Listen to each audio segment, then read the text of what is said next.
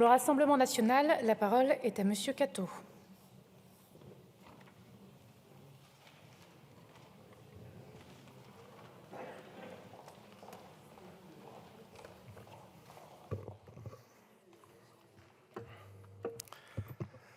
Madame la Présidente, Madame la Ministre, Madame la Présidente de Commission, Monsieur le rapporteur, mes chers collègues.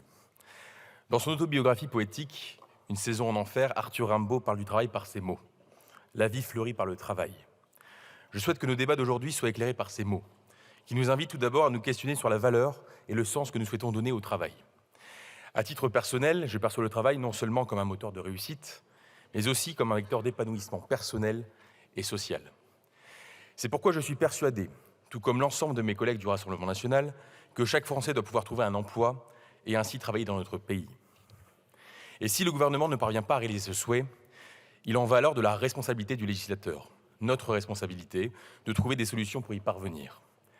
Cela est d'autant plus vrai pour les individus qui sont aujourd'hui éloignés de l'emploi.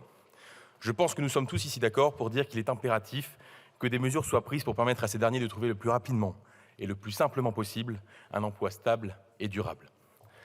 Le CDIE que nous examinons aujourd'hui est essentiel et dans ce sens. Il a été conçu comme un outil devant permettre de rapprocher de l'emploi ceux qui en étaient le plus éloignés, en visant plus particulièrement les demandeurs d'emploi, les seniors, les personnes souffrant d'un handicap ou encore ceux qui disposent d'un niveau de formation inférieur au baccalauréat. Le CDIE devait ainsi permettre à ce public de bénéficier de la protection sociale offerte par un CDI et en contrepartie, les employeurs bénéficiaient quant à eux d'un contrat moins coûteux et d'un cadre juridique plus souple en comparaison au contrat à durée indéterminée intérimaire. Mais comme notre groupe l'a souligné lors de la présentation des conclusions de la mission Flash en juillet dernier, puis lors des débats en commission des affaires sociales en décembre, il ne faut toutefois pas oublier de voir les mauvais penchants de ce nouveau contrat. Les professionnels du monde d'intérimaire et les organisations syndicales nous ont ainsi clairement explicité que ce contrat pouvait amener à une situation de concurrence à la fois déloyale et inutile avec le CDI, du fait de son moindre coût et de sa simplicité.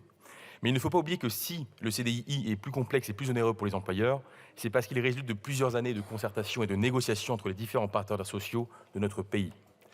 Ils nous ont également alerté sur l'effet d'aubaine engendré par ce contrat dont le coût pour les employeurs est, je le rappelle, 12% inférieur à celui du CDI.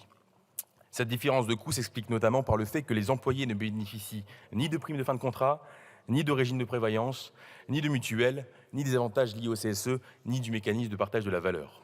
Un contrat qui aide donc, mais un contrat qui reste précarisant. Un aspect que nous aurions pu tolérer si le CDIE remplissait pleinement son objectif initial auprès des personnes éloignées de l'emploi. Or, il apparaît, selon les témoignages et les premiers retours dont nous bénéficions actuellement, que ce n'est pas réellement le cas et qu'un certain nombre de signataires du CDIE ne rentrent pas dans la liste des personnes rencontrant des difficultés particulières d'insertion professionnelle.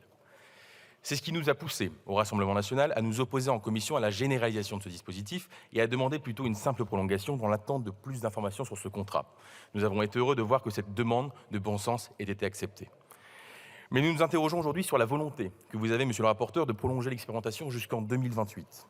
Alors que l'IGAS devait rendre son rapport sur cette expérimentation en août dernier, nul doute, comme l'a dit Madame la Ministre, que la publication de ce rapport se fera avant 2028. Alors pourquoi, en tant que législateur, voterions-nous pour une prolongation aussi lointaine d'un dispositif dont nous recevrons bientôt les informations détaillées sur ses effets? Nous sommes aujourd'hui invités à approuver une extension prolongée, voire très prolongée, puis une fois les conclusions de l'IGAS reçues, qui nous éclaireront sur la nécessité de supprimer ou de modifier le dispositif, il nous sera demandé de voter à nouveau. Cette démarche semble dépourvue de logique. Il serait plus judicieux que nous réexaminions le CDIE dès réception de ce rapport pour décider de ses éventuelles modifications ou même de son abandon si les résultats ne correspondent pas à nos attentes. Ainsi, si le Rassemblement national ne s'oppose pas à une prolongation du CDIE, cette prolongation doit être réfléchie et ajustée. Nous soutenons une approche plus prudente qui permettrait une réévaluation périodique du dispositif à la lumière des données. Cela nous assurera une progression de manière responsable, en alignement avec les objectifs initiaux du CDIE et les besoins réels du marché du travail. Je vous remercie. Merci, Monsieur Catto. La parole est à Monsieur Chloé